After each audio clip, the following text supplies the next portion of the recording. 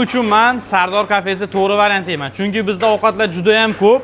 Bugun mantimiz tugashidan oldin bir og'izdan ko'rsatmasam bo'lmaydi dedim. Jigar, qarang. Bizda uyg'urcha manti qilinadi.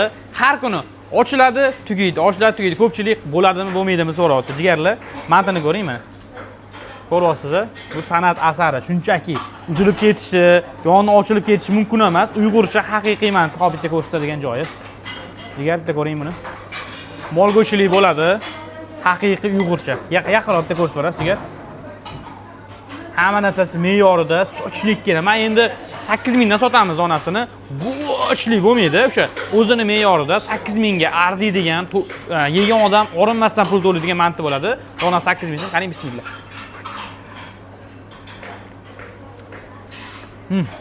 Xamiri ham me'yorda. Piyoz, go'shtlari hammasi me'yorda pishgan. Chunki bu mantini o'zimni dadam o'rtoqlari Yusufga qiladilar. Bir 35 yil, 40 yildan beri mana shunaqa mant sohasida, oshpaz sohasida yurgan odam qiladi. Almaylarni ichki taklif qilaman, xudo xolasa bu videoni qo'ygandan keyin обязательно mantini sovda, mantini ko'paytirmasam bo'lmaydi.